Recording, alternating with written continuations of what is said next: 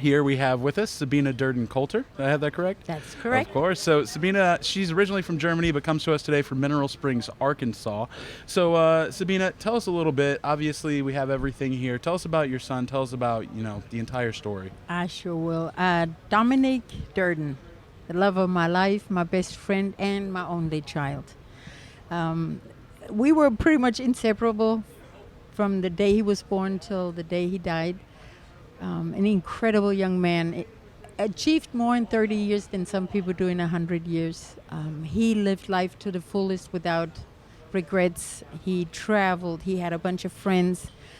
He wasn't married. I didn't get any grandchildren. And when his dad and I divorced, he said, well, we just could be housemates. We shared a house and all that, because he thought I would keep doing his laundry and doing all of that while he gets to party.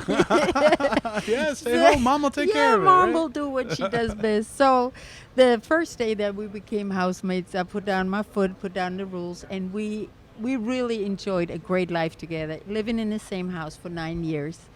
He always liked aviation, so he became a pilot, had a Cessna. He enjoyed helping in the community. So he volunteered for the fire department and ERF and all kind of things. Became Volunteer of the Year in Moreno Valley, California in 2004. Yeah, it was an incredible young man that always found time for his friends, for others, and then for me too. I was never left aside. And then he found his love for law enforcement, and he wanted to start from scratch. He became a dispatcher, award-winning dispatcher, saved a couple of lives. And then he studied to become a motorcycle officer with his best friend, Chris. He inspired him. And his final goal was to become a helicopter pilot for the Sheriff's Department in Riverside. Life was good. Everything was going well. I had met a wonderful man named Anthony 3 years prior to Dominic's death. And we just enjoyed life. We traveled, we rode our motorcycles. I became a motorcycle mama, and just life was really good and looked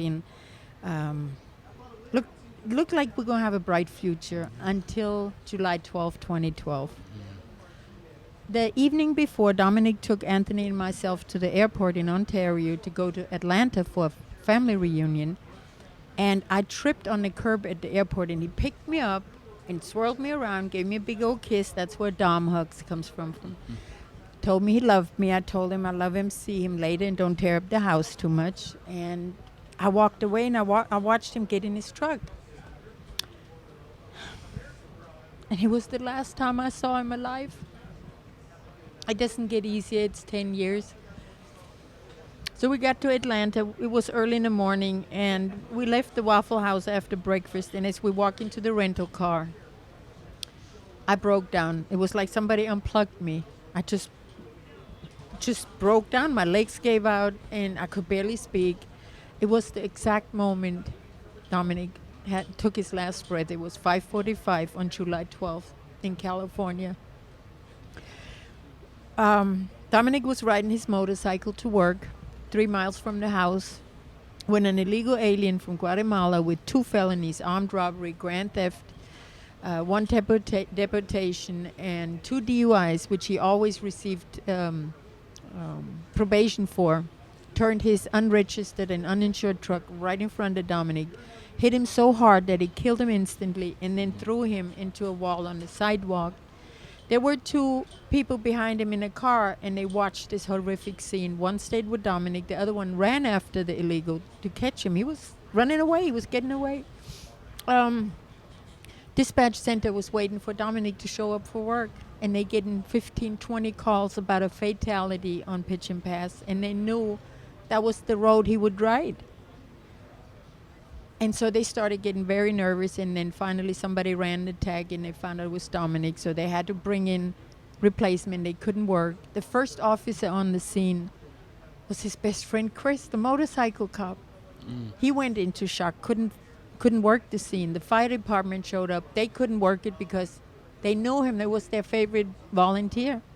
So they got highway patrol, and they took care of that. They transported Dominic on the fire truck, covered in a flag, gave him his last honor, and took him to the coroner's office. So by now I'm in Atlanta. Something is off. I'm feeling it. And my phone is buzzing. And I finally I say, something is wrong. So I'm trying to reach him. I can't reach him. And then I call his job. And I know all his friends. They would come to the house. I was their mom. They would hang out. We would have pool parties. And they started acting real weird. And then she said, well, let me get the chief online. And those words you hear in a movie, I'm so sorry to inform you, Dominic was killed. I heard them, and I screamed, and I just broke down. So we came back to California. I still thought it was a dream. I'm waking up from a nightmare, but it wasn't. It was real. Fast forward, we went to this spot where he was killed every day, and I still thought it was an accident. And a cop walked up to me and whispered, tell the DA to tell you the truth. I said, what you talking about? He said, it was an illegal alien that killed Dominic. Wow. So when I asked the DA, I said, I need justice for my child. Oh, we got you. We're going to take care of you. And let's not go to trial. Let's just have a hearing. It's better that way. And all that mumbo jumbo that lawyers throw at people when they're, I didn't even know my last name anymore. I forgot to breathe in between or drink or eat. The judge knew the killer of my son. The DA knew him. They had him plenty of times in their courtroom. We went to, had a hearing. The illegal alien was able to bail out of jail for $10,000. Yeah, That's it. yeah. He came back. He was that arrogant because, well, there were no consequences before, so there won't be any now. He came back. And at the final hearing sentencing, the judge looked at me and told me if I would have known more about this guy, I would have given him the full sentence. But I made a deal with him. So now they had to peel me off of the ground again because I just slid down. I passed out. The judge made a deal with him. If he pleads guilty to a misdemeanor vehicular manslaughter without gross negligence, he would give him 9 months and 5-year probation. And I saw him being led away by 2 of Dominic's friends with their handcuffs. And that was the only time he was really detained because he walked out 35 days later.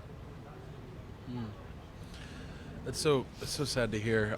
Just hearing your son's backstory, just, I feel like I know him at this Yeah. point. He really is an inspiration to us all. Oh, you would have gotten along great with him, especially speaking German and yeah. Of course. So, I have to ask, obviously it's hard to talk about. You said Sure. you've been talking about it for, 10 10 years at this point. Yeah. What inspires you to want to keep delivering the message, to keep talking to people about what's going on? Real good question. And the main inspiration is Dominic. I still love him. He's still the love of my life. He deserves to be known. He deserves not to be forgotten. And during the last 10 years, I met so many other angel moms. And then with FAIR having me every year to come to Feed to the Fire, I meet sheriffs that have to deal with this. I meet farmers that have to deal with it on their land. And I listen to the news. I do a lot of research. And I think of the women and children that get trafficked over here, babies that get raped, women that get sold into sex slavery. That inspires me to keep talking about it because people like to put these kind of things on the back burner. They don't want to talk about it. It's uncomfortable. They think if they don't mention Dominic's name, I won't cry. No, I cry in between. It doesn't matter but I need to mention his name. And I wanted to become the spokesperson for him. And through doing this, I was kind of almost thrown into it, but I accepted it. I didn't hide. There were times I thought of suicide.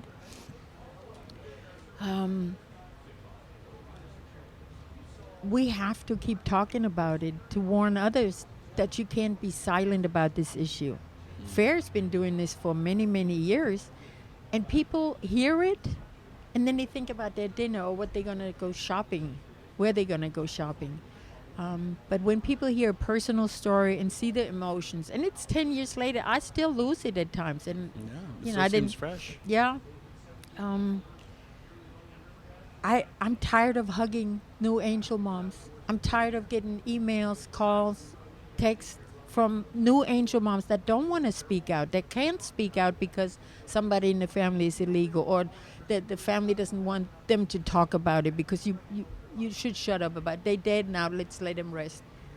So that inspires me, but mainly my son and my faith got stronger. The man I met 3 years before Dominic got killed, who Dominic told me I'm going to marry, and I told him, no, I'm not. Well, we are married. Here we are. Yep. And he supports me in everything I do and strengthens me and he's right there when I fall. Nobody else sees that. So I can come out here and roar. I'm Dom's mom. I'm going to roar. And Fair has been incredible, supportive. The people here became friends, family.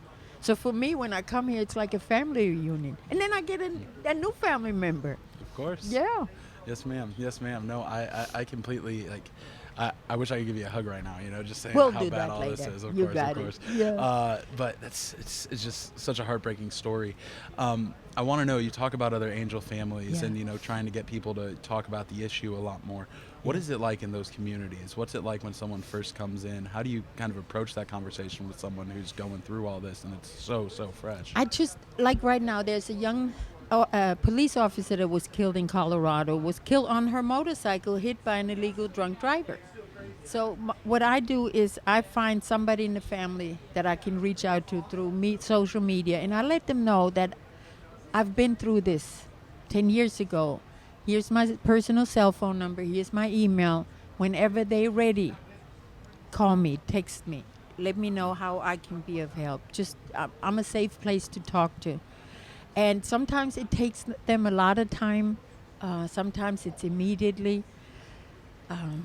But when it happened to me, an angel dad named Don Rosenberg, he lost his son Drew, reached out. He saw me on the news. And before I knew it was an illegal, he knew it. He felt it. We now learn of the signs, the language that the media uses. And I never forget how it felt to talk to somebody who knew exactly what this felt like. Because I heard people say, well, I understand how you feel. I lost my grandmother. No, not the same. Or even, and angel moms are any moms that lose a child. The difference is if you lose a child because of an illness, you have time to almost get ready for that moment. Yeah. But when it's a not split as sudden. second, and a psychiatrist, because I asked him, I said, I'm forgetting things. It's like Alzheimer's. He said, no, it's griefheimers. It's like you've been hit by an 18-wheeler. They backed over you and ran over you again, but you have no outer wounds. But your psyche, everything in you has been shaken up and damaged. And so you learn to deal with it. You become a good actress. When you want to yell at somebody or just get angry, you learn to put on that nice face and just think in your head what you want to say. So it's been quite a journey, but I got stronger. I'm happy when I get to talk about Dominic, even though the tears flow, but it's therapeutic. I mean, I've been talking nonstop for 2 days. I'm exhausted, but it's such a rewarding feeling. Yeah. Yeah. What do you think it will take? I mean, you talk about the media, how they're biased on it, and you kind of have to put on your straight face and make Yeah. sure you're delivering the message instead of being able to really express your true emotions. What do you think it would take for the media to actually recognize, this is a crisis that's going on and something we need to take seriously? I always used to think that if one of them would experience this kind of loss because of an illegal alien, because this happens constantly, they just don't talk about it. I thought that would maybe bring somebody out to talk about it, but I don't think it does. I learned in the last 10 years that there's a lot of corruption. Our government is corrupt. There are corrupt members of Congress, Senate, that feel that we're just collateral damage. And the media is corrupt. We learned that the last couple of years. They went off on a guy who actually made a difference in our lives. And now they praise somebody who's doing the opposite. I don't know if the media can recover. It takes maybe one honest reporter to start something. And I don't give up hope. I never say never. So it could still hope. It could still happen. Okay. Yeah. Well, I know I'd love to see it happen. At Yeah. least to be able to talk about it, to see someone take this issue as seriously as you people at Fair, everything Yes. like that does. Yeah. I mean, because the last thing we need is angel families that are out there that aren't We able to don't need express no their more. grief. And I mean, it really is a crisis what's going on as far as Yes, this goes. and we're paying for our own invasion. Mm-hmm. Mm-hmm. That's the saddest Speaking part. of invasion, I mean, Yeah. we look at Fair statistics alone. We have 4.9 million border crossers just under the Biden administration. That's alone. right. Have you noticed an uptick in angel families corresponding with that? Yes. Oh, yes, absolutely, and increased. Absolutely. And for the existing ones, it just opens our wounds. When we hear a vice president declare that our border is secure, and I'm looking around in my own living room thinking, am I being pranked? Did she actually just say that? Then I'm ready to rip off my TV. I'm getting really angry, and it's not a good feeling. I don't like to get angry.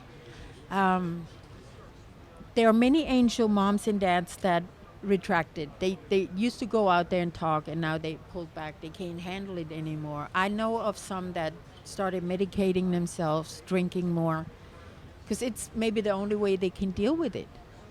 And if it wasn't for Fair, a lot of the statistics and numbers wouldn't be known. And then they attack you guys as an extremist group or whatever they want to call it, because the truth hurts. And the only way we can fix this is by somebody finally stepping up over there and saying enough is enough. And I don't care which side they're on. The money that goes out to cover illegal aliens, everything that they need there. I used to hear what would they say? Illegal aliens are in the shadows. We need to bring them out of the shadows. Well, now Americans are pushed into the shadows, and illegal aliens rule. They have different laws applied to them. They have free college, free healthcare, free anything almost. They go to the emergency room. Nobody pays for anything, but we pay for it. Little hospitals go broke and have to shut down. So now the community that paid for that, they don't have a hospital. They got to drive hours. I live in a rural area, and it hit us with illegal immigration. A sheriff called me because he knew what I was doing and working, that I'm out there advocating against illegal immigration. And he called me into his office and shared with me about an 11-year-old girl that's getting raped by her brother. And they finally caught him. And while he was in that little jail, his father come to visit him. And they spoke Spanish, and somebody understood and overheard the conversation. And come find out, the father raped her as well. This is a little town of 1,200 people. So people think this is just happening on the border, because I talk with people everywhere I go, because I don't care if you're Republican or Democrat. We don't need to talk about that. And I share with them that this affects you wherever you are in any town, USA, because they live in the border. Yeah, I know what you mean. I know what you mean. And you touched on something really crucial, I think, at the end there, where you said, it's not just, a one-party issue. It's Republicans and Democrats really both need to bring this to light. And, of course, we were not able to see all the way over there, but over there we have Capitol Hill, we have the White House. You think it's just the entire governmental system needs some kind of overhaul in this it sense does, when they know what's and going this on? has to be taken a little bit more serious than pronouns, because even right now with the cost of everything skyrocketing, they're still trying to sell us the idea that that's what people care about is abortion and the rights of transgenders. Live your life. Do you. But we have laws. We have laws and order in this country. Because I tell people, if we would just follow the Mexican laws of immigration, we'll be in good shape. Because they are a lot stricter. Here, everybody that comes in illegally crosses our border, throws up their hands and want amnesty now or asylum. We're supposed to run and help because they have a hard life. They come from crime. Look around our own cities.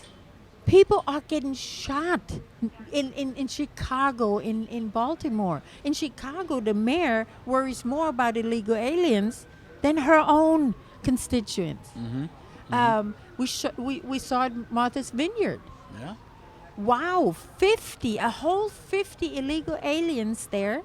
and they got them out in A whole 44 50, hours. right? Now Yeah. they're only allowed if they carry a leaf blower or a lawnmower. That's when they're allowed there, because otherwise we'll give you some cereal, we tell you that we're good people, and then we send you back.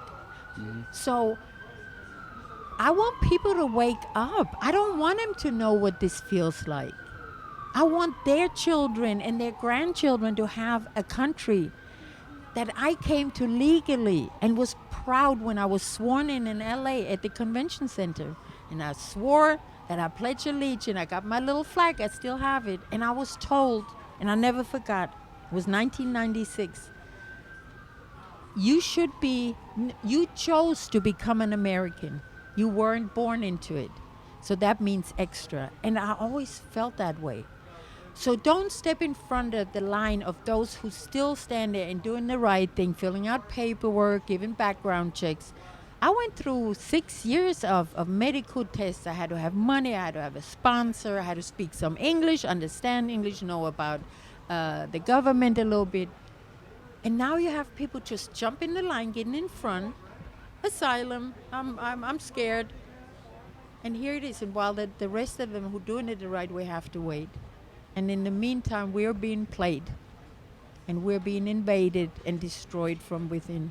Yeah, I know exactly what you mean. And the only way these things are going to change, the only way we're going to get this message to light is if you keep on keeping on. Oh, I'm not going to stop unless you unplug that microphone.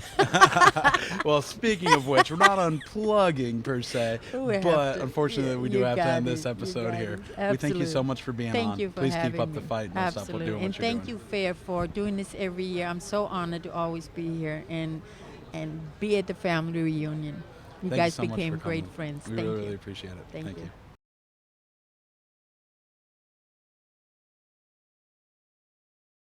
We're talking all over the country. That's the value of this the way you guys have this thing set up. And I want to say thank you to the news outlets that are here to get the truth out, because on the border situation, it's being blacked out by most of the mainstream media. So I hope, and I do always possess hope, that with the new administration, even with the new Congress, to peel back that layer of transparency and shed light into what's happening right now in these policies that are being put in place that are creating this horrible incentive for folks to come to this country illegally.